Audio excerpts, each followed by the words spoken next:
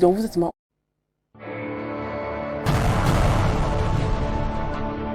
Info Télévision, c'est votre télé.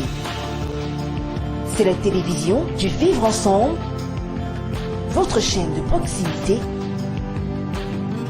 24 heures sur 24.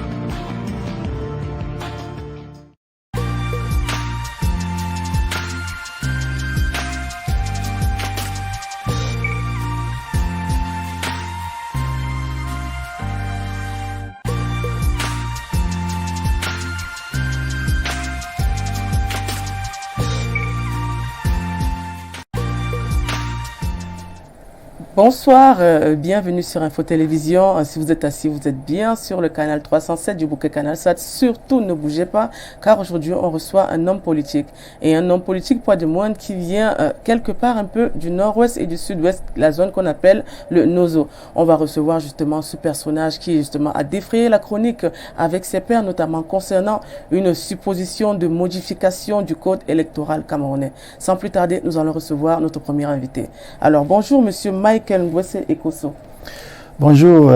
On vous appelle Prince souvent en général. Oui, parce que je suis Prince, c'est mon nom qui a été donné quand je suis né. Et aussi c'est mon nom en tant que quelqu'un qui sort d'une famille royale. Ah, vous êtes d'une famille royale?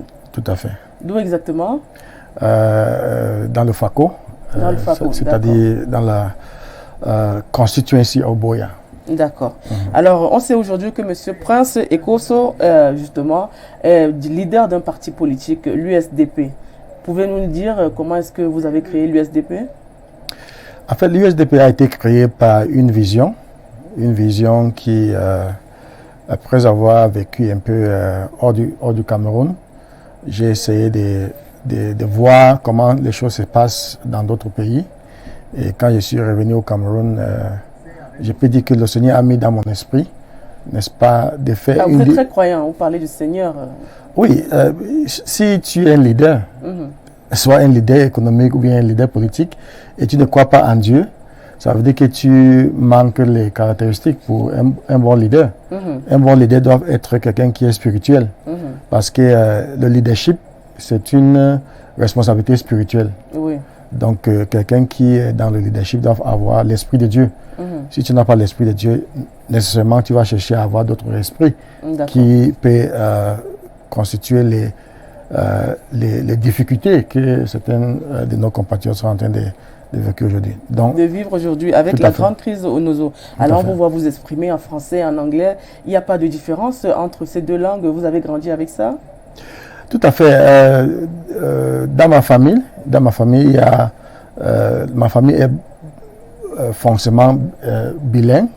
Dès ma naissance, j'ai grandi dans un environnement où il y a le français, il y a l'anglais. Donc, je me sens tellement à l'aise quand je m'exprime en anglais. Je me sens tellement à l'aise quand je m'exprime en français. Donc, on peut dire que vous êtes un Camerounais complet, en fait. En fait, je suis un Camerounais. D'accord, merci. Alors aujourd'hui, on va parler de politique, vu que vous êtes leader d'un parti politique, d'une formation politique qui est United Socialist Democratic Party. Alors aujourd'hui, on sait que dans les médias et les réseaux sociaux, il a circulé il y a quelques jours une forme de proposition justement de redéfinir peut-être le code électoral camerounais. Qu'en est-il exactement? En fait, je voulais dire ici aujourd'hui que je fais partie de cette partie politique qui ont initié ce travail qui a été tellement très très fondamental par rapport à notre conception de la façon avec laquelle le code électoral est formé, été rédigé. Oui, dans ce pays. Oui. Donc nous avons fait au moins 11 mois dans ce travail et le travail est vraiment costaud et malheureusement nous avons constaté que je peux dire les régimes en place cherchent toujours à ne pas valoriser le travail des autres. Vous êtes signataire justement de cette proposition, au même titre que M. Maurice Kamto, au même titre que Cabral Libri, Joshua aussi, voilà, Domaine Ndamjoya. Mais quelles sont les propositions que vous proposez concrètement? En fait, il y avait aussi les contributions qui sont venues d'ailleurs, c'est-à-dire des autres partis politiques, des sociétés civiles et des autres personnalités du pays. Et nous pensons qu'il y a au moins 13 points qui sont phares par rapport à la proposition que nous avons faite dans cette proposition consensuelle. Oui. Il y a d'abord aussi l'âge de voter, que nous pensons que l'âge de voter doit être ramené à 18 ans au lieu de 21 ans, comme il est inscrit dans le code actuel. Oui. Et il y a aussi certaines dispositions comme le bulletin unique, parce que nous pensons qu'avec le bulletin unique, ça sera difficile pour que tu puisses corrompre les gens pour aller voter plusieurs fois. D'accord. Donc voilà, c'est une de ces choses qui sont dans les propositions consensuelles que nous avons travaillées. Le document est vraiment intense et beaucoup.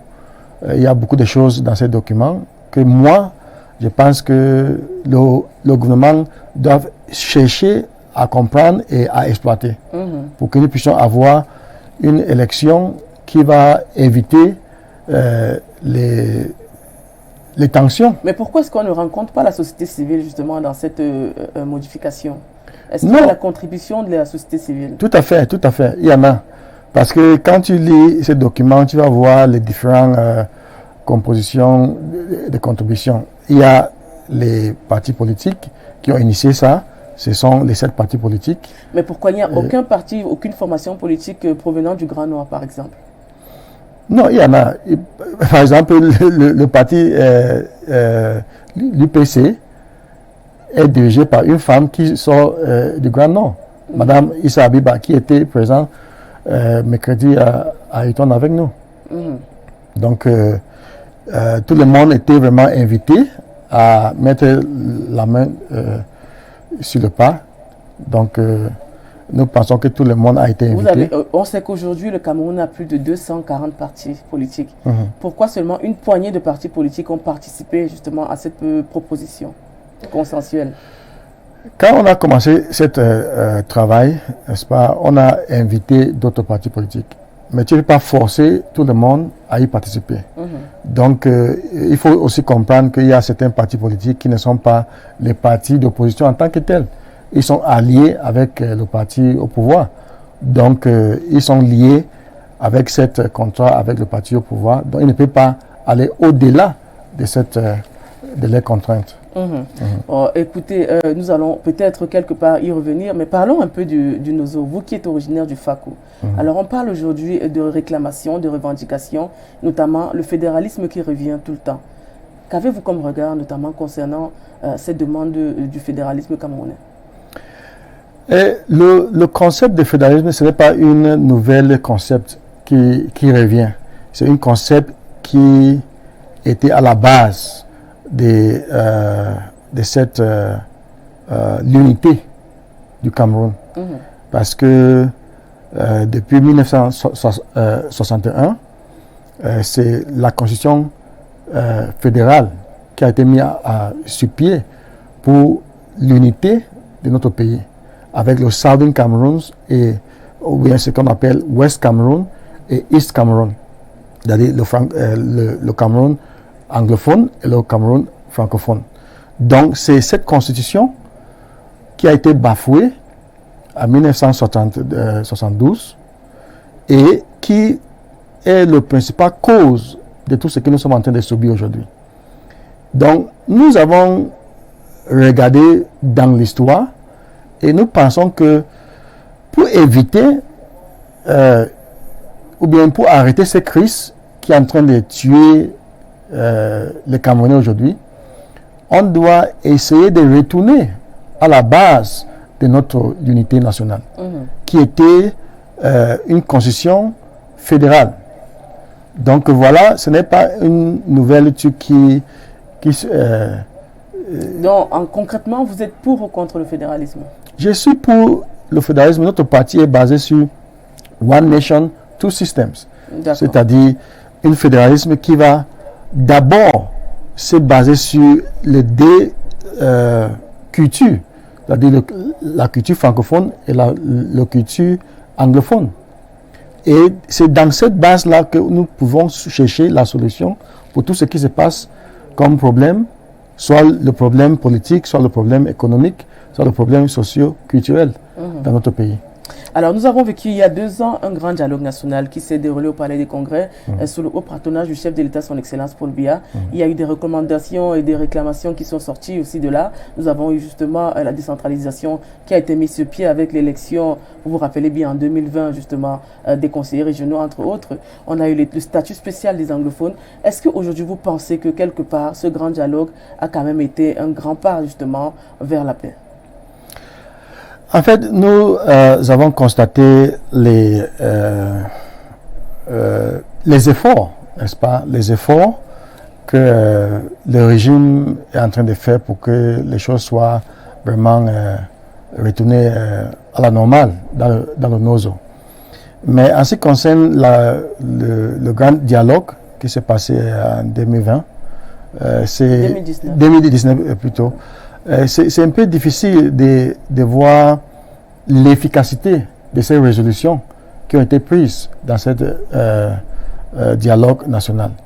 Parce que la guerre continue. Si on parlait de statut spécial, si on parlait de décentralisation, il faut voir à quelle année la décentralisation a été instaurée dans ce pays. C'est en 1996. Depuis 1996, nous sommes en 2021. Ça a pris combien de temps? Ça veut dire qu'il n'y a pas d'abord la volonté. La volonté n'est pas pour que le pays soit décentralisé. Donc, on ne peut pas être content de ce qui se passe maintenant parce que, selon nos jugements, nous pensons que cette résolution n'a pas donné n'a pas donné le résultat espéré pour la résolution de cette crise anglophone qui se passe maintenant, ça fait presque 5 ans. Voilà. Alors, nous avons, il y a quelques jours déjà, eu un massacre à Ikondo Titi. Je ne sais pas si vous êtes au courant, avec quelques décès de jeunes enfants qui allaient à l'école. Est-ce que vous pensez que le concept Back to School pourrait être peut-être démis, notamment concernant ces peut-être terroristes qui sévissent dans ces zones dites anglophones? Parce que là, je vais vous parler de zones anglophones. Nous sommes un Cameroun uni quand même, monsieur Ekosso. Oui, en fait, parfois c'est un peu difficile de mettre vraiment une accusation sans avoir d'abord la possibilité de faire ce qu'on appelle en anglais investigation. Yeah. Donc, c'est vrai que tout ce qui se passe maintenant dans le NOZO, on peut vraiment décrire ça comme le terrorisme parce que ça effraie tout le monde. Mais en ce qui concerne les différentes situations, les différents incidents, je pense que moi, en tant que leader, et quelqu'un qui aspire d'être le prochain président de notre pays, je pense qu'il n'est pas question d'attaquer ou bien de cibler les enfants. Dans la Convention internationale, il y a, pendant même la guerre ouverte, il y a certains endroits où les militaires, soit les opposants, n'ont pas le droit d'y aller. L'un de ces endroits-là, sont les écoles. On a vu des universités aussi qui ont été attaquées à Boya. Nous avons vu des hôpitaux à Bamenda et à Kumba, ainsi de suite, qui ont été vandalisés. Donc, selon moi, je pense que cette guerre n'est pas une guerre qui a un objectif palpable. Ce sont les manipulations qui sont autour de la pensée d'un Cameroun fort, d'un Cameroun qui ont la capacité, qui donne la possibilité de chaque citoyen d'émanciper d'une manière tellement démocratique. Donc, il n'est pas question de mettre la main sur les enfants, sur les femmes, et pour vandaliser ou bien pour attaquer les enfants qui sont dans les écoles. On parle de reconstruction, on parle de réarmement, on parle de démobilisation. Est-ce qu'aujourd'hui, vous pensez qu'au NOZO, une solution peut être acquise? Oui. J'ai tantôt dit que la possibilité ou bien la situation du Cameroun, c'est tout ce que nous sommes en train de traverser dans le territoire national. C'est à cause de manque de volonté politique. Parce que dès le début de cette crise, j'ai insisté et j'ai appelé à l'attention du chef de l'État de faire une descente dans le Nozo, de faire une descente à Bamenda et à Boya pour adresser ses compatriotes. Mais nous sommes en 2021, c'est vraiment très très difficile de voir la possibilité pour le président de faire une descente dans le Nord. Parce je vous ai posé la question, est-ce qu'une sortie de crise est envisageable? C'est ça que je suis en train de répondre, madame. C'est possible et c'est envisageable. Pourquoi? Parce que nous sommes en train d'appeler le dialogue, nous sommes en train d'appeler pour le cessez-le-feu chaque jour. Parce que on ne peut pas prétendre que nous sommes contents avec ce qui se passe d'une partie de notre pays. Je ne suis pas content. Pourquoi? Parce que il y a les membres de ma famille qui sont affectés, il y a tous les Camerounais qui sont affectés, soit les militaires. L'autre jour, il y a au moins 13 militaires qui ont été tués. Tout ça, ça nous blesse. Donc, nous devons chercher, en tant que leader politique, je cherche toujours une voie de sortie dans ces crises. Alors aujourd'hui, nous avons justement, vous avez parlé de l'armée camerounaise qui est implantée déjà dans ces zones et qui notamment joue leur rôle justement socio-militaire, entre autres. Mais est-ce qu'aujourd'hui, ne pensez-vous pas que peut-être la population peut être mise ou bien accusée de complicité avec justement certains, ce qu'on appelle ambazoniens? Madame, nous sommes dans un pays où nous devons chercher à faire face à certaines réalités et à certaines vérités. Les enfants qui sont appelés maintenant les terroristes, ou bien qui sont appelés les Amba Boys, ce sont les Camerounais qui étaient ordinaires comme vous et moi, n'est-ce pas? Mais on doit poser la question, pourquoi subitement ils se sont retrouvés dans les brousses avec les armes? Ils ont pris ces armes où? Ils ont été formés où? Donc, il y a certains qui ont pris les armes à cause du fait qu'on a tué sa mère, on a tué son père, on a tué son frère, ainsi de suite. Donc, il y a cette situation de revanche. Donc, selon moi, il est possible de faire une discussion franche avec les Camerounais qui sont vraiment blessés avec certains comportements. Oui, est-ce que vous pensez que c'est seulement au nord-ouest et au sud-ouest où on rencontre justement certaines frustrations? Pourquoi peut-être certaines régions du pays où justement il règne justement ce genre de problème sous-entendu, on ne voit pas aussi de grands soulèvements avec des bandits de grands chemins, c'est peut-être comme ça qu'on devrait les appeler, venir justement mettre à mal les populations, déjà des enfants, des femmes? Pourquoi ça ne se passe pas réellement comme ça dans d'autres régions? Madame, je vais citer le discours du président. C'était en France en 2020. Il a dit que ils ont cherché à assimiler la culture anglophone. Ils n'ont pas pu. Donc, il faut comprendre que l'histoire dans ce pays est basée dans deux plateformes. Et dans cette plateforme, il y a certaines vérités et certaines réalités. Donc, on ne peut pas comparer l'histoire des Southern Cameroons, West Cameroons, avec l'histoire de East Cameroon ou bien le Cameroun francophone. Donc, c'est cette histoire, c'est cette vérité que les gens cherchent à cacher et qui est la cause de certains comportements.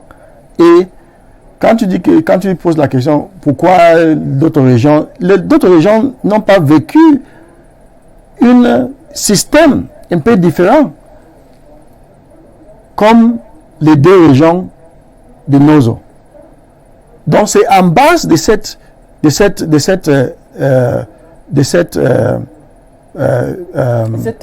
similitude, similarité entre autres. de cette Différence. fondation historique D'accord.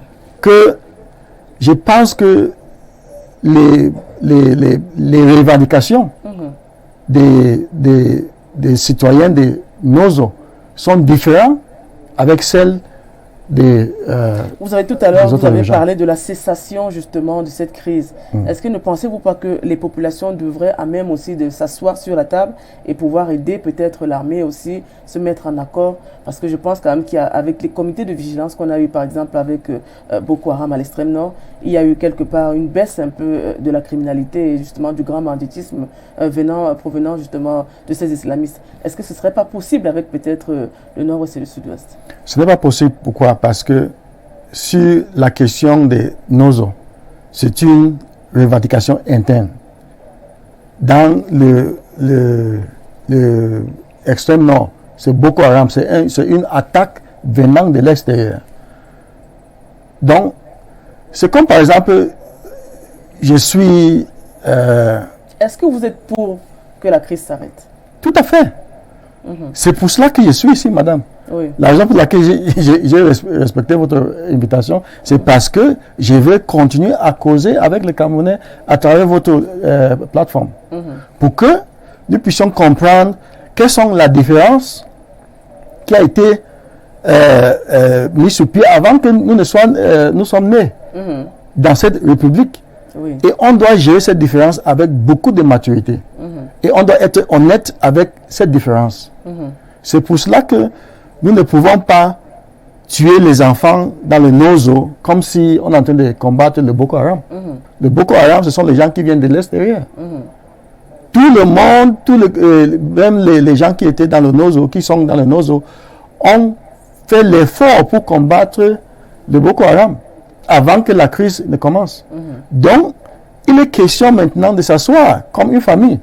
Que bon, je ne peux pas continuer à tuer mes propres enfants. Donc, selon vous, le grand dialogue national n'a pas vraiment eu ses effets? Nous constatons les effets sur le terrain, nous donnent raison que la grande dialogue n'a pas été à l'auteur d'arrêter cette crise. Alors, selon vous, vos estimations, il faudrait un nouveau dialogue. Et comment se passerait ce nouveau dialogue et avec qui? Par exemple, madame, si par exemple vous êtes ma femme, n'est-ce pas, et j'ai un problème avec vous, nous sommes par exemple en justice pour le divorce. Je peux décider en tant que mari, dire que non, il faut qu'on laisse cette situation au niveau de la justice, il faut qu'on revienne à la maison, dans la famille, parce que le mariage commence dans la famille d'abord. Il faut qu'on cause, les deux familles, votre famille et ma famille, on va causer pour trouver l'entente et pour résoudre ce problème. Donc, on n'a pas besoin, n'est-ce pas, j'ai toujours prôné du fait qu'on n'a pas besoin de l'intervention de l'extérieur. Et il y a des gens qui ont été arrêtés au Nigeria qui sont en Kondengui. Et quand les gens disent qu'on va causer avec qui, on va discuter avec qui? Pourquoi on a arrêté les gens au Nigeria? Il y a les gens qu'on a ciblés ou bien ils sont dans le diaspora.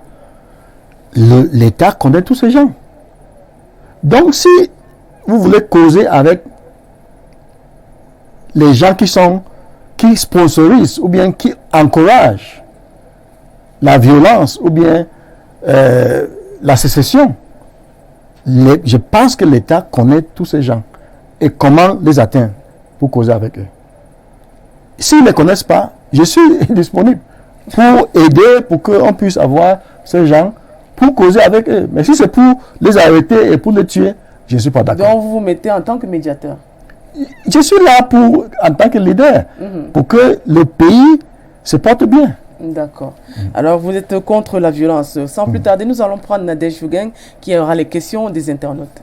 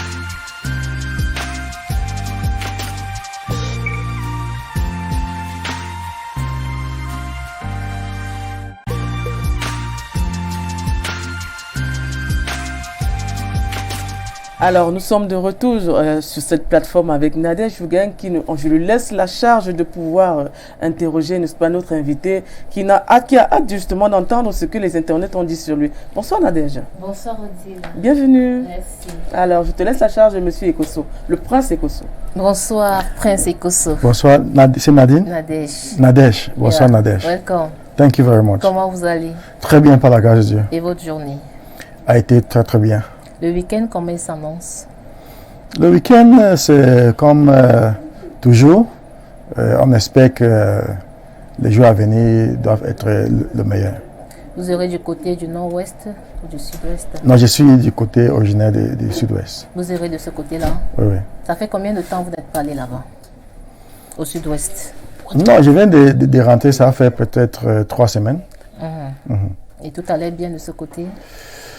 Pas tellement bien. De temps en temps, il y a les mouvements qui ne donnent pas la possibilité d'être vraiment très à l'aise comme auparavant. Alors, vous allez répondre par oui ou non aux questions de nos internautes. D'accord. Bien évidemment, appréciez quelques questions qui vous seront posées. Alors, votre parti politique, l'USDP, est-il représenté dans les 10 régions du Cameroun? Pas dans les 10 régions. Pas dans les 10 régions. Oui, oui. Êtes-vous pour ou contre la réforme du code électoral? Oui, je suis. C'est pour cela que je suis partie prenante de cette initiative. Donc, je suis pour la réforme du code électoral parce qu'il y a des faiblesses dans notre code électoral. On vous qualifie de chef de l'opposition, vrai ou faux? Chef comment? De l'opposition. Chef? Je ne sais pas. Je ne suis pas chef. Je suis un leader politique qui a un parti politique. Je suis le président de ce parti politique. Quand vous dites que chef, ça veut dire que c'est comme si c'est moi qui coiffe tous les partis d'opposition. Ce n'est pas vrai. Mais il faut comprendre que c'est mon souhait pour que tous les vrais opposants, n'est-ce pas, de cet régime puissent être ensemble. C'est à travers ça que nous pouvons faire beaucoup de pression pour que les choses changent pour le bien de notre pays. D'accord. Selon vous, la corruption et l'inefficacité sont la marque de fabrique de notre régime. Bien sûr. Pourquoi? Parce que j'ai constaté dans beaucoup des démarches dans notre pays, comme d'ailleurs ce que nous constatons parfois dans les réseaux sociaux et même dans certaines télévisions, le comportement soit des hommes détenus et aussi dans d'autres instances. Que reprochez-vous au régime en place? La non-respect de la Constitution. Non-respect de la Constitution est vraiment très ça blesse le pays. Et en tant que président d'un parti politique, que changerez-vous? Je souhaite que la vie de chaque Camerounais soit le meilleur. Et l'une des façons de faire cela, c'est d'avoir les lois qui sont respectées, d'avoir une constitution qui réponde à l'aspiration de chaque Camerounais. Les jeunes Camerounais prennent-ils leur destin en main? Il y a beaucoup de jeunes qui sont intéressés à prendre leur destinée en main, mais il y a aussi un autre obstacle qui est la peur, parce que les gens ont peur. C'est pour cela que parfois c'est facile pour eux de se livrer dans certains compromis qui ne donnent pas une vision à long terme. Le président Paul Biya peut-il encore apporter quelque chose au Cameroun? Je pense qu'il reste toujours un Camerounais qui a eu une expérience fondamentale pendant des années. Mais en ce qui concerne ce qu'on appelle en anglais forefront, je pense qu'il n'est plus à l'auteur à cause de son âge et à cause de beaucoup de choses. Parce que selon moi, il est vraiment fatigué et je pense qu'il doit rester comme un grand-père avec qui on cause de temps en temps pour acquérir des sagesses, pour mieux diriger ce qu'il a commencé. D'accord. Comment appréciez-vous les troubles qui perdurent dans les régions dites anglophones? Comme je disais tantôt, cette crise, c'est une fabrication qui a été à cause des négligences, la négligence de certaines revendications fondamentales et qui a été vraiment dévoilée par le président lui-même à Paris en 2020, en disant qu'ils ont essayé d'assimiler le West Cameroun au Southern Cameroun, mais ils n'ont pas pu. Donc, quand les avocats et les enseignants des Nord-Ouest et Sud-Ouest ont essayé de poser certaines questions, on a répondu avec la violence qui n'est pas vraiment, qui a précipité la situation que nous sommes aujourd'hui. Êtes-vous en contact avec les fauteurs de troubles? Êtes-vous en contact avec les fauteurs de troubles? Je ne suis pas sûr si je comprends très bien votre question. Le fauteur de troubles, c'est-à-dire les gens qui causent les problèmes. Du côté du nord-ouest et du sud-ouest. Comme je viens de dire tout à l'heure, je ne pense pas que la situation qui se passe dans les Nozo, c'est un problème que tu dois stigmatiser certaines personnes, que ce sont eux qui causent les problèmes. Le problème a été mal géré par les instances actuelles et maintenant, ça, c'est ce qu'on appelle des spilling effects. Spilling effects, c'est-à-dire les choses sont parties hors du contrôle. Et maintenant, tu ne peux pas savoir vraiment qui fait quoi. Par exemple, ce qui s'est passé à Ekonotiti mercredi, c'est difficile pour qu'on puisse avoir les auteurs. Alors que, selon moi, Ekonotiti, c'est une ville qui est presque à la frontière de notre pays entre le Cameroun et le Nigeria. Et il y a l'installation des militaires dans cette ville-là. Donc, selon moi, je pense que nous devons faire nous devons faire tous les efforts pour que nous puissions savoir qui sont derrière tous ces problèmes-là. D'accord.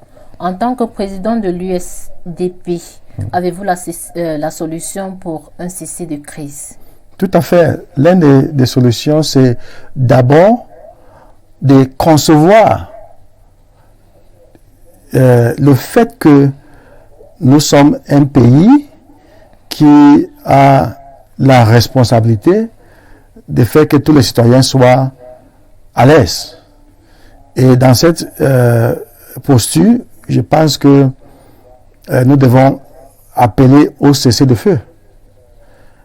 Parce que ça ne me donne pas la joie quand je vois le cercueil des militaires chaque jour. Quand je vois les Amba Boys, leurs corps qui se flettent dans les réseaux sociaux chaque jour. Ça ne me donne pas la joie. Donc je pense que il faut cesser le feu et on revient sur ce que je disais tantôt, un deuxième dialogue. Il faut dialoguer, il faut causer avec les gens pour entendre les points de vue. Parce que dans ce pays, il y a au moins 25 millions de citoyens qui ont les différentes pensées par rapport à l'avenir ou bien par rapport à l'état de notre pays.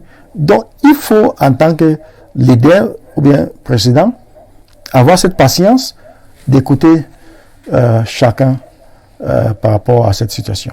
Président d'un parti de l'opposition, est-ce que vous êtes écouté du côté du sud-ouest par les populations? Bien sûr. Bien sûr. Nord-ouest également? Bien sûr. Qu'est-ce que vous faites? Avant la crise, j'étais vraiment l'un des plus jeunes leaders politiques qui étaient populaires, pas seulement dans le Nozo, c'est-à-dire dans le nord-ouest et le sud-ouest, même ici à Bétoua, en Gambé, et à Douala et dans le diaspora. Donc, à cause de cette crise, ma popularité, parce qu'il y a eu la radicalisation des pensées, les gens qui étaient pour une politique fiable, que moi, je prenais la vision pour le Cameroun. Il y a certains qui ont fui au Nigeria, il y a certains qui se sont radicalisés, qui ne croient plus à ma politique, qui pensent que c'est la sécession qui est importante pour eux. Je ne peux pas les forcer. Mais je pense que maintenant, il est question de ramener la paix. Et pour ramener la paix, nous devons avoir cessé du feu et appel à une deuxième. Et comment est-ce que vous allez procéder, puisqu'ils ne vous font plus confiance? Moi, je pense que l'esprit d'un leader, c'est un esprit d'un comme un père. Quand un leader est en train de parler, comme maintenant je suis en train de parler, il y a certaines personnes qui m'écoutent. Il y a certaines personnes qui comprennent et qui sont prêts à suivre les démarches que je vais proposer. Et c'est la même chose que j'avais proposé, que le président actuel puisse faire un discours, bien faire une descente à Bamenda, faire un discours qui fait l'appel aux citoyens pour la paix, pour la réconciliation. Quand un leader parle, il y a un esprit qui parle avec lui. Et surtout quand ce leader est vraiment un leader qui a la crainte de Dieu. Il y a un esprit qui accompagne ses paroles. Et quand tu parles, les gens vont écouter et ils vont te suivre. Si c'est pour le dialogue, même si ce sont les gens qui prônent la sécession, il faut causer avec eux. Parce que quand tu es assis sur le fauteuil d'un leader, quand tu parles, les gens vont t'écouter. D'accord. Pour sortir, comment appréciez-vous la décision de la CAF qui donne 5 jours au Cameroun pour finaliser le stade devant abriter la première compétition de la CAN? Il faut savoir que cette CAN la date de cette CAN a été glissée plusieurs fois, n'est-ce pas? Et je suis content du fait que la CAF a été patient envers nous. Et je pense qu'il est temps pour nous de démontrer notre capacité. Selon moi, la CAF est en train de jouer son rôle et le Cameroun aussi doit jouer son rôle. Sommes-nous prêts à abriter cette compétition? Les gens qui sont compétents dans ce domaine, ils disent que nous sommes prêts. D'accord. Monsieur Kosso, merci. Merci beaucoup, d'avoir madame. répondu aux questions de nos internautes. Merci beaucoup, madame. Merci Nadège, ça a été quand même un échange assez fructueux parce que ça demande déjà quelque part aussi des questions des internautes, notamment qui arrivent dans ma messagerie.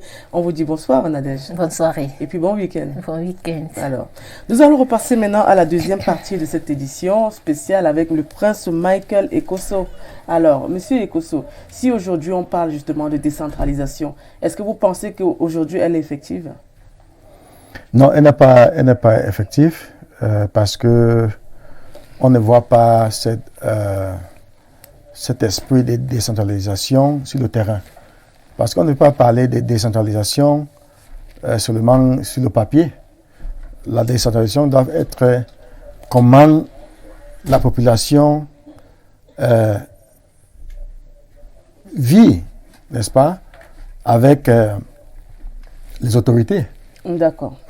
L'émission étant interactive, nous allons commencer à lire déjà quelques messages qui proviennent déjà des internautes. Bonsoir Info TV, votre émission de ce soir est intéressante. Mais quand ce monsieur en direct dit à Mondovision qu'il n'est pas possible de mettre sur pied des comités de vigilance pour faire face aux terroristes sécessionnistes dans le Nozo comme à l'extrême nord, je dirais que c'est faux. C'est de la mauvaise foi. La population est une grande partie responsable de leur malheur. Elle joue un rôle important du côté des Zimbabwe. Elle dort avec ses enfants et ne veut pas les dénoncer car ce sont les mêmes dans leur logique de lutte. Le Cameroun est un et indivisible. On ne dialogue pas avec les armes. La solution à cette crise, c'est la décentralisation effective. Alors, que nous dites-vous face à cette réaction? Bon, d'abord, je voulais remercier cette compatriote qui a envoyé son point de vue. Qui est d'ailleurs même assez droit de son point de vue. Mais nous sommes en train de parler ici sur une nation. Il ne s'agit pas de démontrer notre sentiment. Ce n'est pas, pour construire une nation, ce n'est pas avec les émotions. Nous devons voir les choses qui sont palpables. Et j'ai dit ici tantôt qu'il y a les différences entre Boko Haram et la guerre qui se passe dans le Nozo.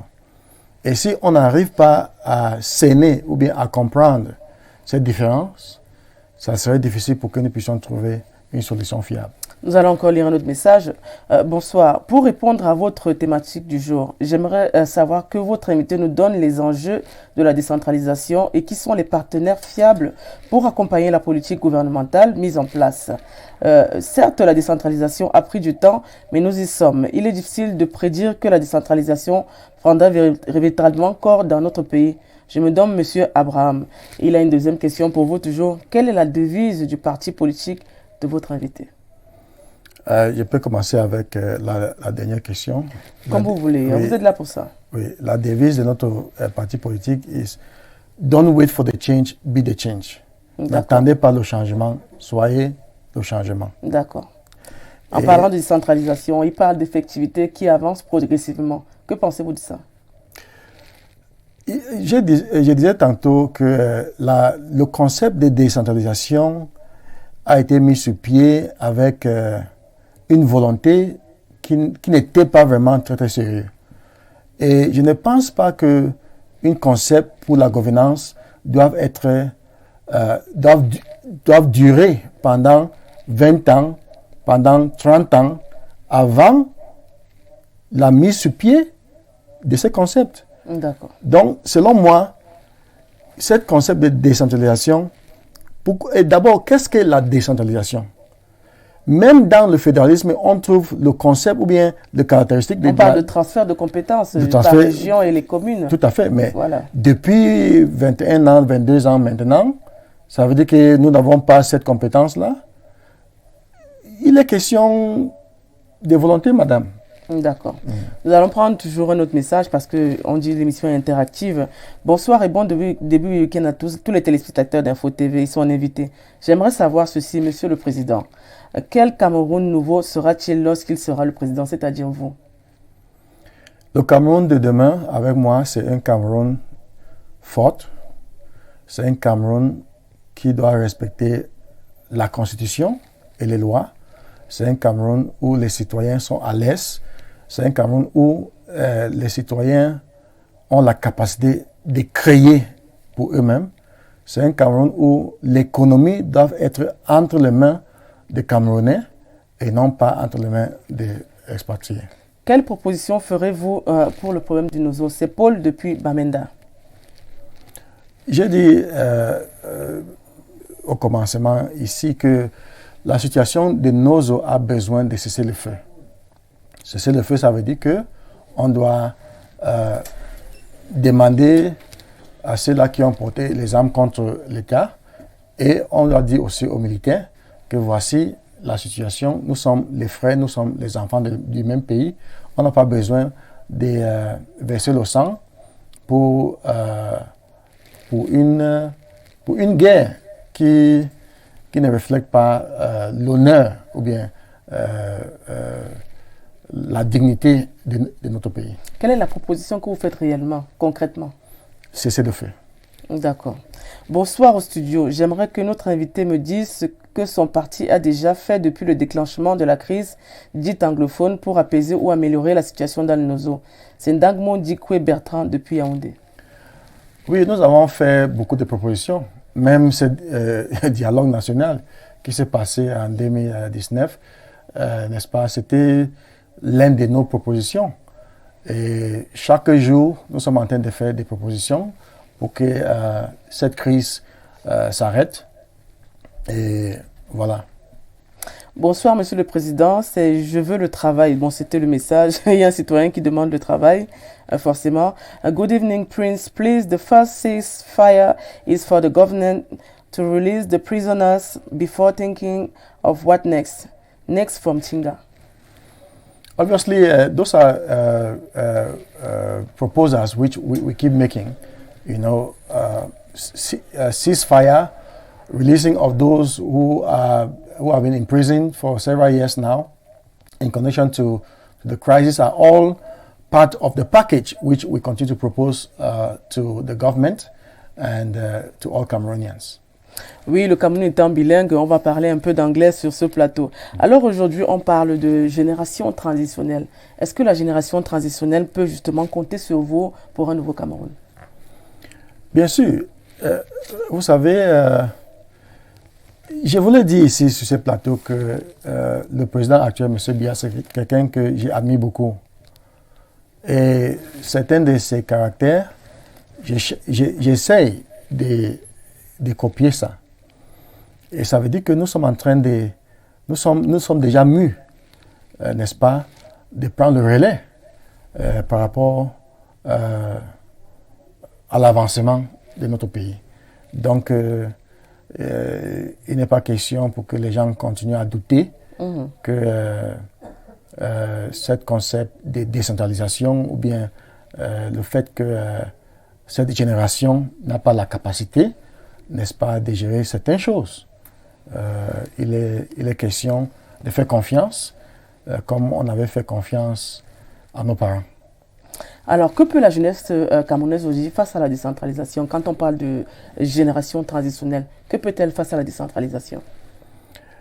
Ils doivent seulement chercher à comprendre. La jeunesse camerounaise doit chercher à comprendre qu'il est temps pour eux de mettre la main sur la pâte. Il est temps pour eux d'avoir le courage. Je me rappelle l'un des discours que le président avait fait, n'est-ce pas, à la jeunesse. Il les a demandé d'oser. Donc, si la jeunesse camerounaise n'arrive pas à être osée, n'arrive pas à être courageux, de prendre les destins en main, ça serait difficile pour que nous puissions expérimenter une décentralisation effective. D'accord, merci. On dira aux chers téléspectateurs, arrêtez d'appeler et envoyer plutôt des SMS. Nous allons lire un autre message. Monsieur le Président, quelle forme de l'État voulez-vous pour le Cameroun si vous êtes président de la République aujourd'hui? Nous sommes dans une situation où il y a beaucoup de réclamations. Et ces réclamations donnent la compréhension que les Camerounais sont assez matures, n'est-ce pas, de prendre le destin en main. Donc, dans ce sens, notre parti prône le fédéralisme. Et nous pensons qu'avec le fédéralisme, ça serait facile pour que certaines dispositions soient faites pour que les Camerounais soient à l'aise. Alors, on parle de fédéralisme. On a vu justement un leader d'un parti politique qui a parlé de fédéralisme communautaire dans son dernier ouvrage. Il s'agit de Cabral Libby, bien évidemment. Que pensez-vous justement de cet ouvrage qui a mis justement en exergue ce qu'on appelle fédéralisme communautaire? Pourquoi avoir ajouté peut-être communautaire? En fait, je n'ai pas eu le temps de scéner ce livre, mais Cabral Libby, c'est un ami, c'est un frère. Et je lui respecte par rapport à sa vision pour le Cameroun. Donc, s'il a sa vision, ce n'est pas à moi de venir faire un débat sur sa vision pour le Cameroun. Je pense que, selon moi, il y a le concept de fédéralisme que nous, dans notre parti, nous prenons, c'est-à-dire One Nation, Two Systems. C'est-à-dire on doit valoriser le français, on doit valoriser l'anglais. Et c'est sur cette plateforme que nous puissions décider maintenant si on pouvait avoir ou bien c'est 10 États fédéraux ou bien c'est 7 États fédéraux. Ça dépendra aussi de certaines réalités que nous allons constater. Et en plus, je pense que le Cameroun est en train d'évoluer. Et c'est en fonction de cette évolution que nous pouvons déterminer si le fédéralisme de 10 hectares, c'est ça qui va sauver le Cameroun ou pas. Ok. Aujourd'hui, on parle d'une jeunesse justement qui s'intéresse à la politique. Est-ce que vous pensez que cette jeunesse peut justement porter le flambeau de la nation? Bien sûr. La preuve est que moi, je suis ici aujourd'hui dans votre plateau pour discuter sur les questions nationales, sur les questions politiques, sur les questions économiques dans notre pays, humanitaires, ainsi de suite. Donc, je pense que les Camerounais qui m'écoutent aujourd'hui constatent eux-mêmes que nous sommes à l'auteur. il y a un message qui est arrivé où il y a un Camerounais qui a demandé à un citoyen, je veux le travail, demandez à votre président, je veux le travail. Que prévoyez-vous justement pour cette jeunesse qui se sent peut-être en manque d'emploi, qui se sent détériorée, en perte de repères? Aujourd'hui, quel est justement le conseil que vous donneriez aux jeunes? Quel est le programme que vous avez élaboré pour la jeunesse? Une chose qui est fondamentale est que notre système éducatif n'a pas été vraiment à l'auteur de maîtriser les compétences des Camerounais, surtout la jeunesse.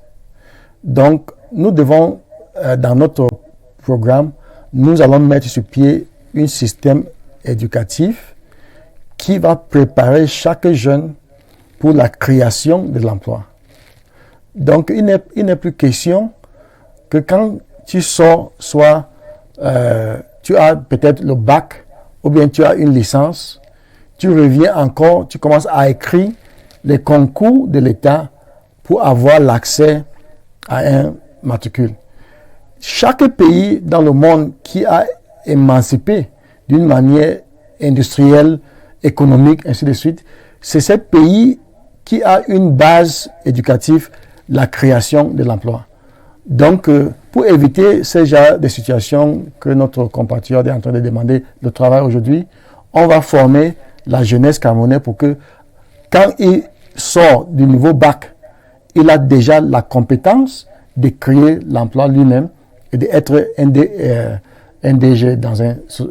Donc, vous serez contre peut-être les concours et peut-être le matricule qui est tant justement cherché par la jeunesse? Je ne suis pas contre. Avoir la sécurité quelque part un peu financière. Je ne suis pas contre. Oui. Mais je suis en train de dire que nous ne devons pas rester sur un même axe. On doit être... on doit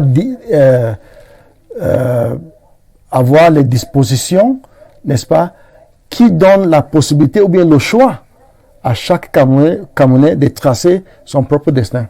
Ah d'accord, vous parlez de l'informel, peut-être aussi des... Formel et informel. D'accord. Nous allons prendre un dernier message avant de passer à la prochaine rubrique. Monsieur le Président, comment vous allez gérer le fédéralisme si jamais vous êtes élu? Surtout la répartition des ressources naturelles. Chaque région, chaque département, chaque ville, chaque village a une potentialité qu'on doit exploiter. Et c'est dans ce sens que nous allons chercher à développer le Cameroun. Si par exemple, dans Adamawa, par exemple, nous constatons que là-bas, il y a l'arachide qui pousse là-bas beaucoup, on doit essayer d'encourager les citoyens de faire la plantation pour produire l'arachide.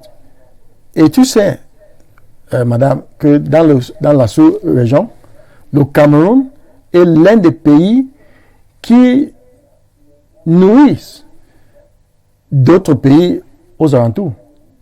Et si nous essayons d'identifier dans chaque zone, dans chaque région, cette pourcentualité-là, on va valoriser ça et c'est ça qui va donner la richesse à tout le pays entier. Bonsoir Président, je suis un jeune Camerounais originaire de la région de l'Est. Je suis tout à fait d'accord avec vous sur un Cameroun fédéral à 10 États. C'est seul ce système qui peut développer ma région, mais j'ai une préoccupation, Président. Que pensez-vous du franc CFA? Le franc CFA, c'est une monnaie. C'est une monnaie que nous avons commencé à utiliser ça depuis c'était 1959-57. Et je pense que cette monnaie est toujours courante. Et il y a le débat pour que le Cameroun puisse avoir sa propre monnaie, ainsi de suite. Et il y a aussi le débat que l'Afrique doit avoir sa propre monnaie, ainsi de suite. Tout ça, ce sont les débats que nous pouvons mettre sur pied quand le temps arrive. Mais pour le moment, le CFA nous sert dans quelque sorte. Donc vous êtes encore pour le CFA? Je ne suis pas pour le CFA. Je suis en train de dire que j'ai fait un constat. Je n'ai pas un politique qui va écarter les options qui va faire jaillir notre économie. Si le CFA est un empêchement pour notre pays, nous allons voir les possibilités et quelle monnaie que nous pouvons adopter pour que notre économie puisse grandir pour être l'un des pays les plus forts dans le monde. Alors, nous allons souffler quelques instants avec, justement, nous allons faire diffuser quelques images et puis le président nous donnera son avis concernant les personnages qui seront cités face à la caméra. Alors, avec le concours de la régie, on va prendre la première image.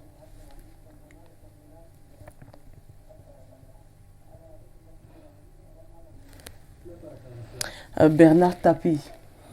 Bernard Tapie était le président de l'Olympique de Marseille pendant plusieurs années. Oui, il est mort, ça fait presque deux semaines. Oui, il y a quelques semaines quand même. Oui. Oui. Qu'avez-vous comme regard face à Bernard Tapie, qui a été un homme d'affaires quand même, qui a usé justement de sa prestance pour justement redonner un peu une autre couleur au football français? Oui, c'est ça, ce sont les gens que moi j'admire. J'admire tous les gens qui ont contribué pour que les sociétés puissent évoluer, puissent grandir. Donc, c'est vrai que quand Bernard Tapie était vraiment très, très populaire, j'étais encore petit, je ne connaissais pas grand-chose par rapport à sa vie. Mais quand je me suis lancé dans la politique, il faut lire beaucoup, il faut suivre tout. Je pense que Bernard Tapie a été vraiment une grande contribution pour son pays. Et j'admire le sacrifice qu'il a fait pour son pays. D'accord. Nous allons prendre l'image suivante. Ruben Oumniobé. Oui, Ruben Oumniobé, c'est le père fondateur de l'UPC qui a été assassiné à Boumniobel. Et je pense que c'est l'un des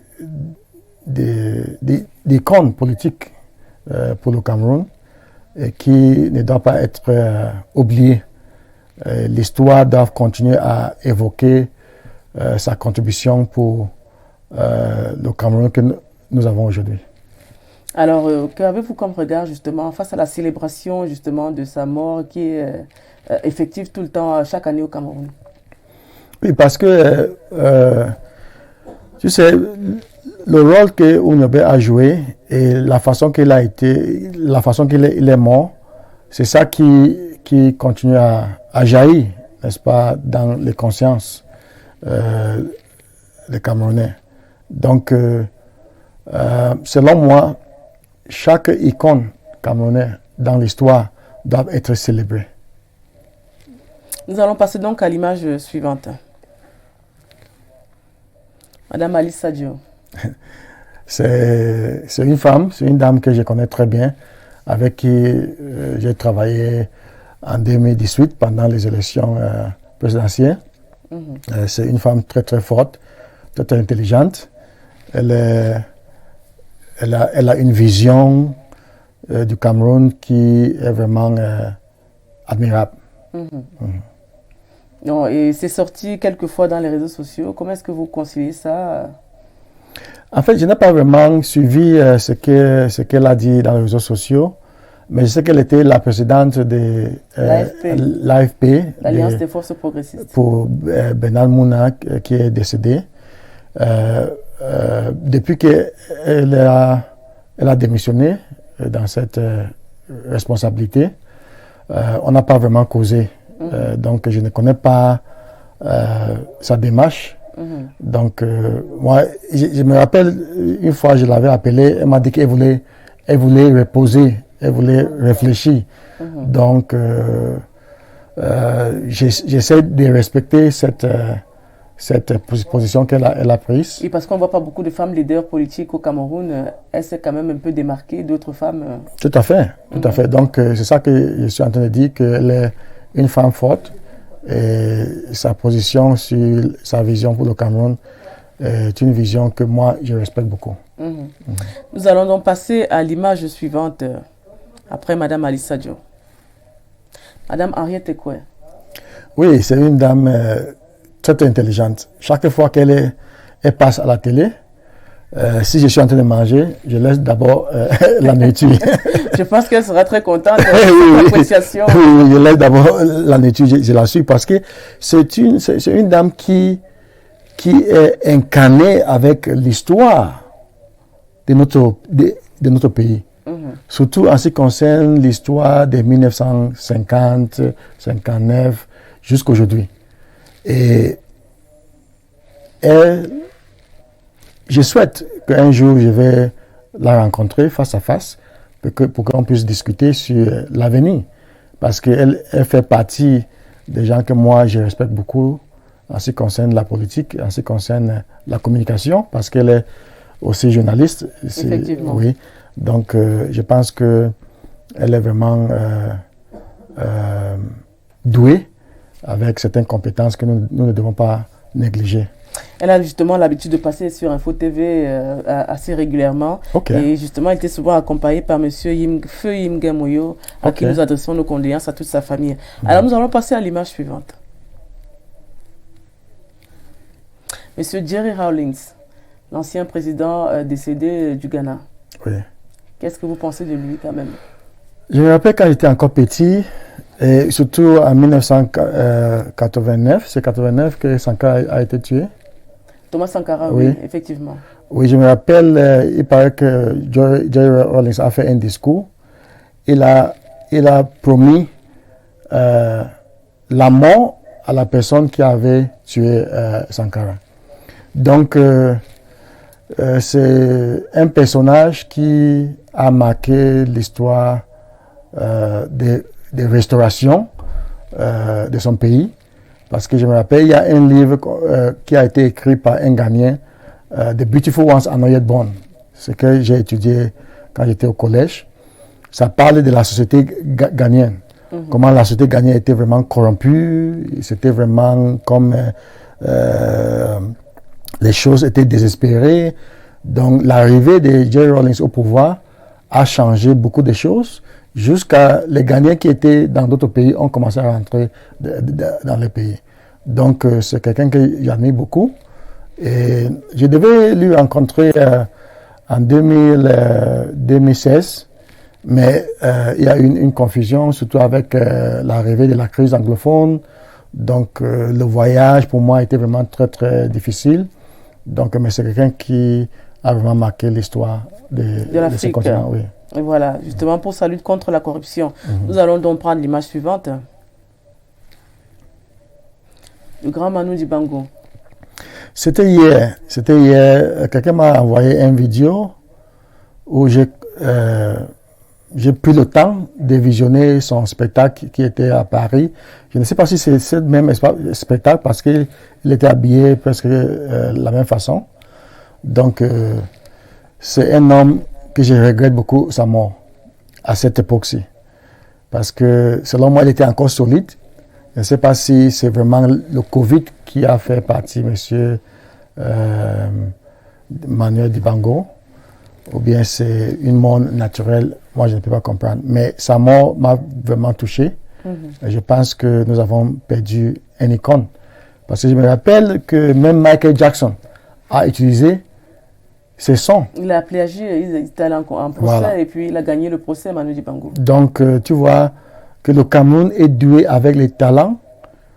Et comme quelqu'un comme Manu Dibango, c'est un homme qu'on doit avoir un statut placé dans certaines villes du Cameroun pour sa mémoire. Oui, elle a été bien honorée cette année aussi. Hein. Nous allons prendre la dernière image. Maître Akeremouna. Maître Akeremouna. Bâtonnier Akeremouna, c'est un grand frère avec qui j'ai travaillé aussi en 2018 parce que mon parti a validé sa candidature. Donc j'ai travaillé, j'étais presque un porte-parole de sa campagne. Donc j'étais avec lui dans chaque ville au Cameroun. Donc quand tu parlais d'Akeremouna, tu parlais de Prince Ekosso. C'est un homme qui a une vision très très fondamentale. C'est l'enfant d'un ex-vice-président du Cameroun. Et c'est quelqu'un qui maîtrise beaucoup de choses en ce qui concerne notre histoire. Et c'est quelqu'un que le Cameroun doit continuer à espérer qu'il a beaucoup à apporter pour l'avancement de notre pays. Merci d'avoir répondu à nos questions et puis d'avoir pu répondre à ces images qui sont quand même assez représentatives. Nous allons prendre une autre question. Bonsoir, Président. Si possible, demande réagit aux Ambaboy de quitter la brousse, qu'ils sont en erreur. S'il vous plaît, l'armée seule ne peut pas résoudre ces problèmes. Le dialogue est très important. Les Blancs nous embrouillent. Merci Paul depuis Ebolova. On vous demandera, Monsieur Paul, de bien écrire. Voilà, que pensez-vous justement des Ambaboy? C'est peut-être de l'aide extérieure. Peut-être c'est la question qu'il voulait peut-être formuler. Bon, il y a les gens qui pensent qu'il y a les aides de l'extérieur, selon ce que moi je connais, est évident. N'est-ce pas, avec la mobilisation qu'il y a depuis 2017, qui a commencé avec les Southern Camerouniens qui sont dans la diaspora, qui ont eu une forte mobilisation, n'est-ce pas?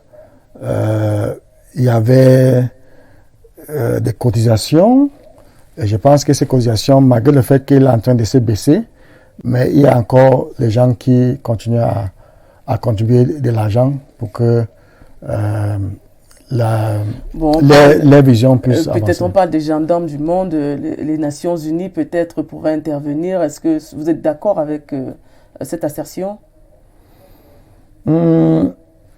Madame, selon les expériences avec la présence des forces des Nations Unies dans les pays du monde, comme ce que nous sommes en train d'expérimenter même à l'heure actuelle au niveau du Mali, n'est-ce pas? Ce n'est pas nous n'avons pas les bonnes résultats, mais néanmoins, puisque ce sont les instances internationales qui fixent les règles, nous continuons à espérer que cette fois-ci, avec le changement du monde, les pensées, ils peuvent nous aider à trouver, n'est-ce pas, les bonnes voies pour que nous puissions sortir dans cette crise sans avoir nécessairement fait venir les militaires des Nations Unies sur le sol camerounais. D'accord. J'ai un conseil à donner au président que le Cameroun a évolué de la République fédérale, République unie et la République tout court. Si aujourd'hui on rentre à l'État fédéral, c'est qu'on aura échoué. Nous voulons la décentralisation effective avec le transfert de pouvoir. Que répondez-vous à cela? Non. Le monde ne peut pas évoluer selon les demandes des citoyens. Ce sont les citoyens qui font ces demandes. Et je dois respecter les demandes des citoyens. L'un de cette évidence, c'est ce qui se passe maintenant dans le Nozo. Oui, aujourd'hui, on a quand même le Cameroun qui est un État uni, mais là, on parle de fédéralisme, c'est-à-dire une scission entre les deux Cameroun. Est-ce que vous pensez qu'aujourd'hui, les Camerounais qui sont autant unis peuvent se désunir face à justement un problème quelque part un peu de rivalité et peut-être de reconnaissance? Le fédéralisme, ce n'est pas la division du Cameroun. D'accord. Il faut que les gens puissent comprendre ça. Les États-Unis est l'un des pays les plus forts dans le monde. Les États-Unis est contrôlé par le système fédéral. Chaque État est responsable de sa politique. Mais il y a une politique centrale qu'on appelle the federal government. Donc, c'est la même chose. C'est ce qu'on avait pratiqué avant. Et ça a marché. Mais c'est à cause des manques de volonté et de mauvaise foi qu'on a décidé une seule personne. La volonté de qui exactement? Celle-là qui était avant le président Biya et surtout dans le système de M. Biya parce que lui-même il a confessé à Paris qu'ils ont essayé de vouloir neutraliser ce système de fédéralisme, mais ils n'ont pas pu. Donc voilà. C'est un système qui est fiable, c'est un système qui va donner à chaque Camerounais d'émanciper. Alors aujourd'hui, on parle de crise sanitaire au Cameroun, la pandémie à coronavirus. Que pensez-vous justement de cette sensibilisation accrue qui est menée par le gouvernement camerounais pour justement essayer de pallier à cette pandémie qui justement a tué beaucoup de citoyens dans le monde?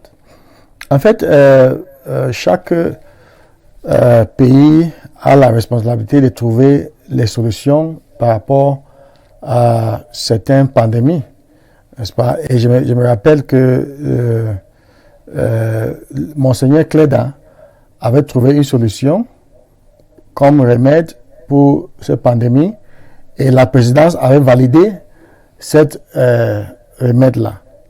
Et il y a les gens qui ont témoigné qu'ils ont été guéris. La présidence n'a pas validé. Ce médicament, cet adjuvant a été homologué par le ministère de la Santé.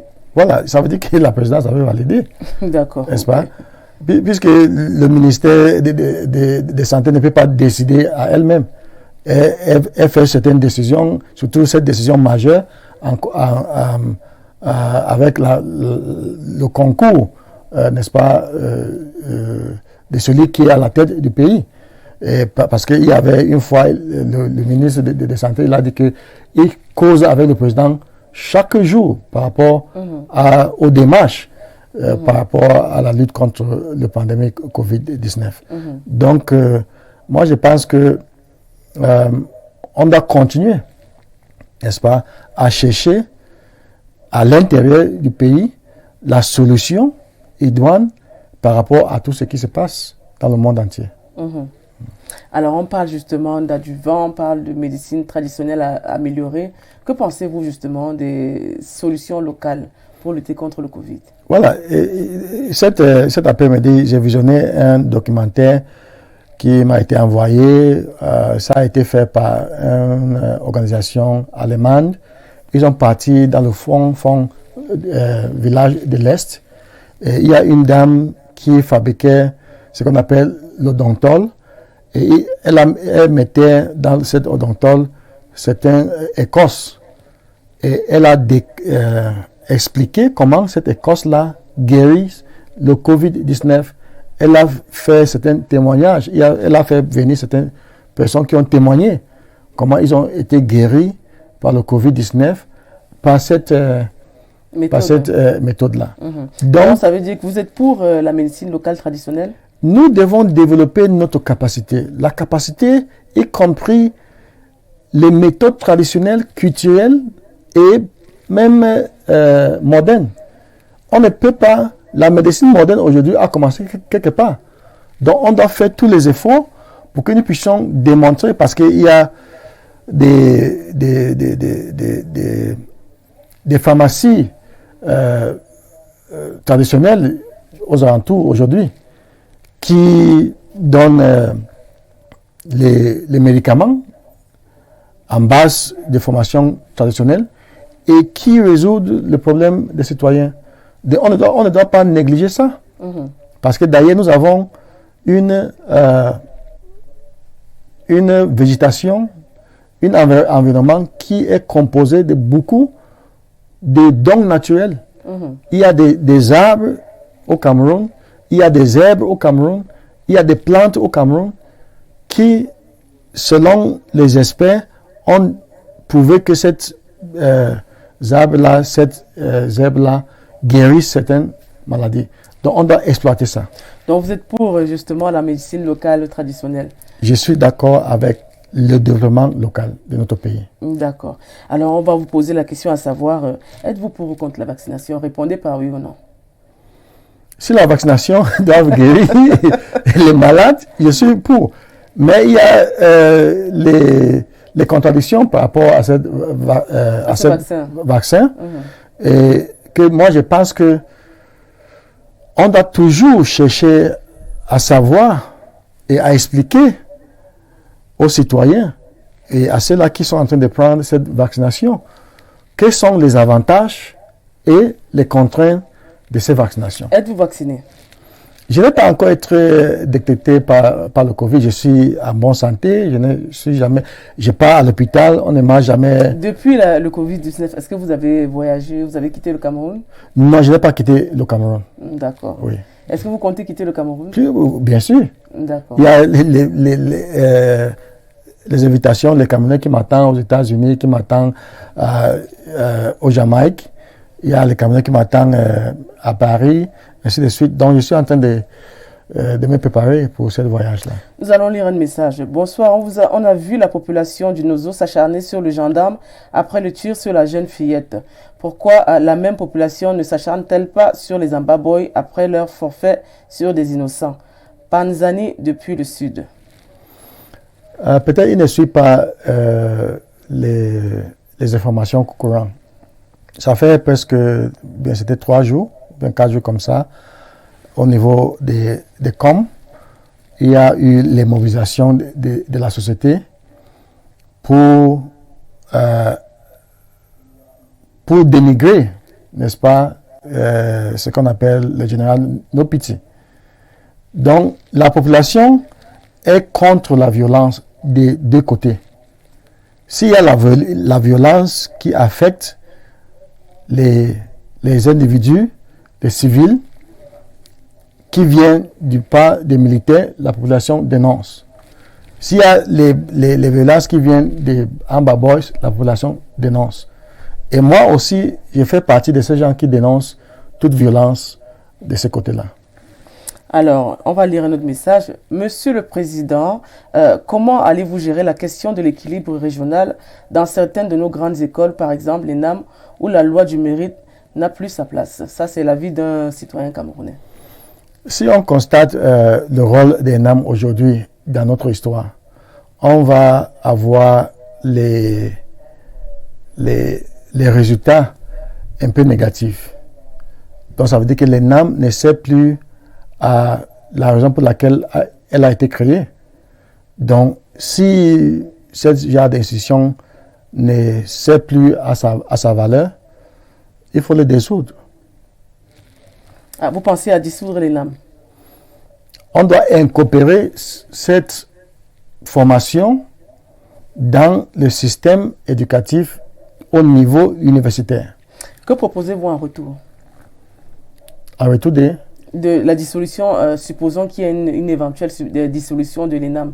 Que proposez-vous en retour pour pallier à justement cette... C'est ça que j'allais dire, qu'on va, tous ces programmes qui sont donnés à l'ENAM, on va intégrer ça dans toutes les universités d'État. Comme ça, chaque Donc il faudra citoyen... former les universités. Tout à fait.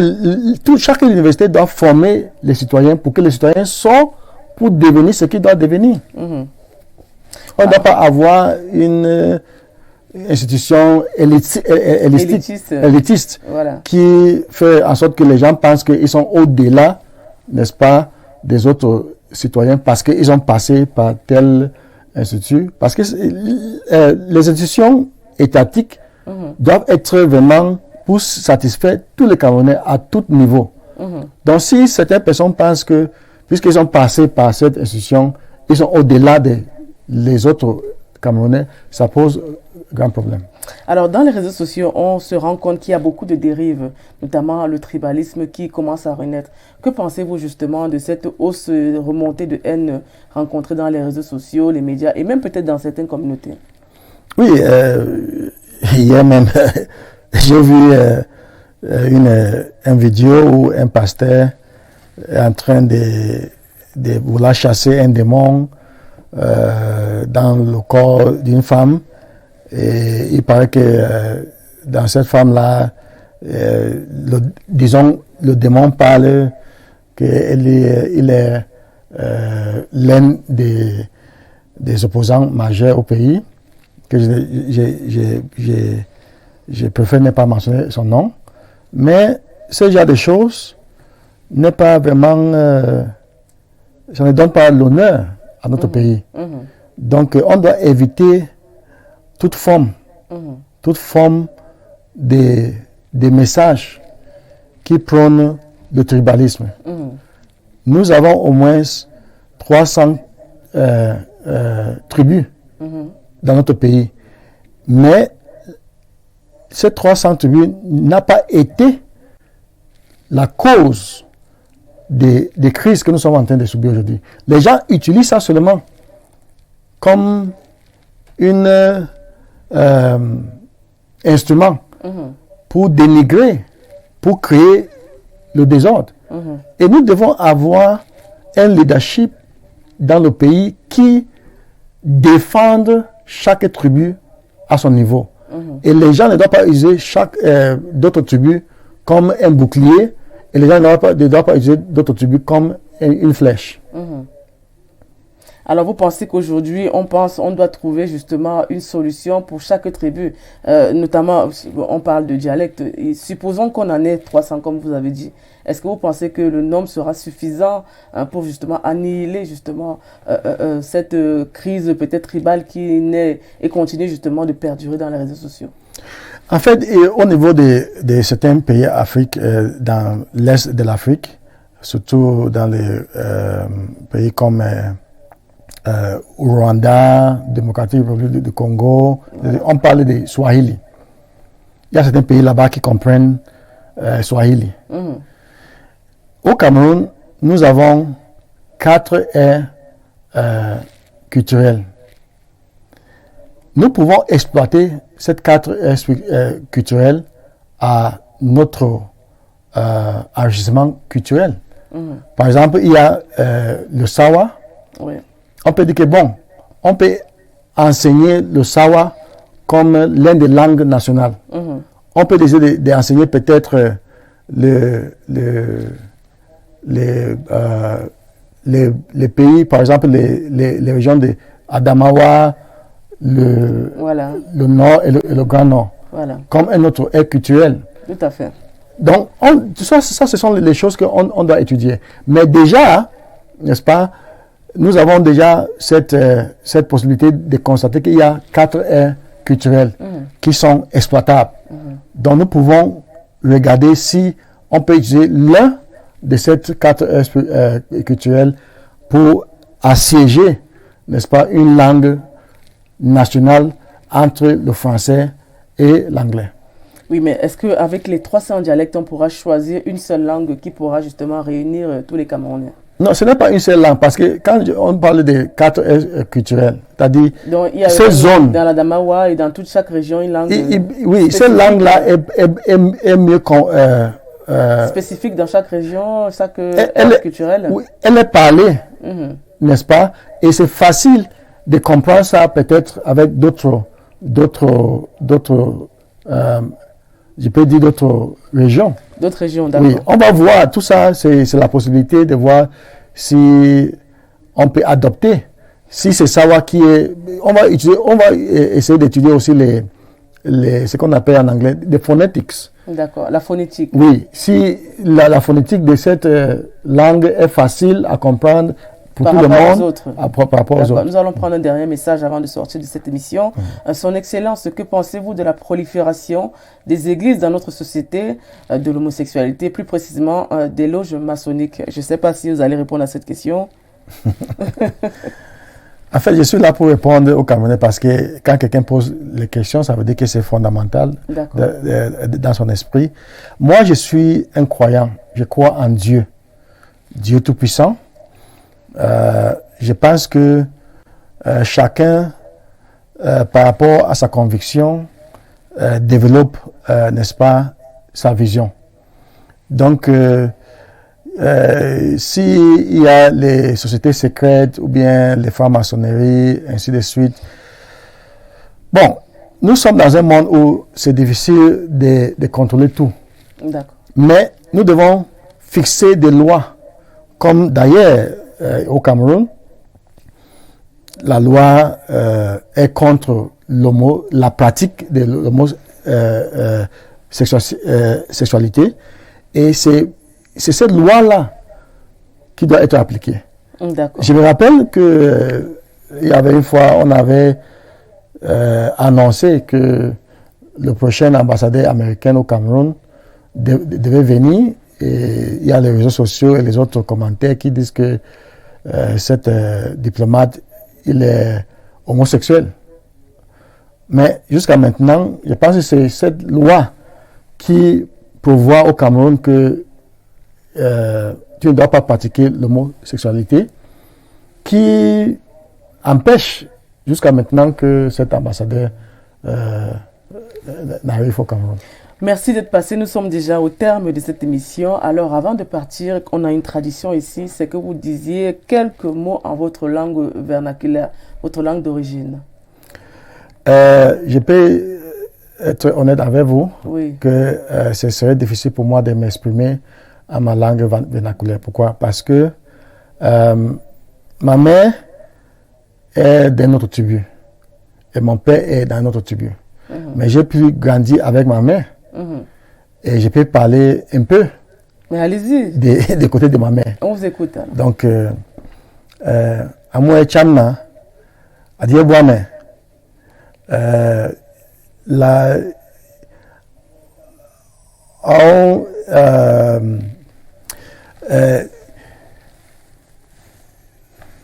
à cause ne moine à cause la moine le moine à cause Prince Michael Ngwese Ekoso Adieu à Yaoundé Adieu à Yaoundé et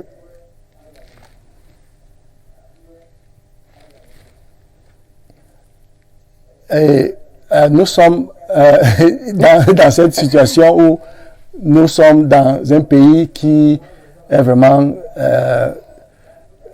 qui a une diversité culturelle. Et voilà, je viens de dire tout à l'heure que à la langue de ma mère, je me suis présenté un peu comme là où j'habite, à Yaoundé, comme un leader politique. Et je les appelle de continuer à soutenir les enfants qu'ils ont mis au monde. Merci. Merci d'être passé à Info Télévision. Merci beaucoup. C'est mon souhait et je suis vraiment content à votre question et les questions qui ont été posées par les citoyens. Et je pense que Madame Odile, vous êtes vraiment très, très professionnelle dans ce travail et je pense que dans l'avenir, il y aura la possibilité, s'il y aura la possibilité, on va toujours avoir. Mais j'aimerais aussi parler sur une question, peut-être on n'a pas abordé. Allez-y. Sur l'élection de 2025. L'élection de FECAFOOT. Ah, de la FECAFOOT. Vous avez une préférence pour un candidat? Je pense que le football Cameroun a vraiment grandi. On a constaté la démonstration de professionnalisme dans ce football. Et je pense qu'il est temps, parce que dans d'autres pays africains, dans d'autres pays du monde, nous avons constaté que les ex-footballeurs ont pris la tête de cette... Alors dites-nous, vous êtes pour quel candidat? Je pense que M. Eto'o, M. Eto'o fils est bien placé, n'est-ce pas, pour amener un nouveau sang dans cette... Parce que M. Bobo Dioya, son père, a été président pendant des années. Bien sûr. Lui aussi vient maintenant. Ce n'est pas la monarchie. D'accord. Donc je pense que et puis passez un bon week-end et puis bonne suite pour vos activités. Nous sommes donc au terme de cette édition. On se dit à vendredi prochain. On dit merci déjà à Ben Valls, merci à la régie, à toute l'équipe technique et puis à la supervision générale Dieu de Neuvin qui nous regarde attentivement. On vous dit bonne soirée et puis on se dit à vendredi prochain.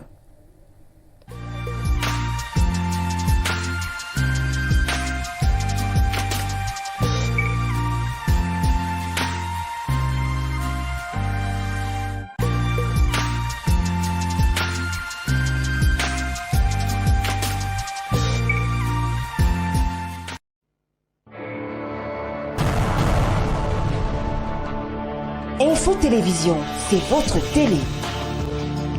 C'est la télévision du vivre ensemble, votre chaîne de proximité, 24 heures sur 24.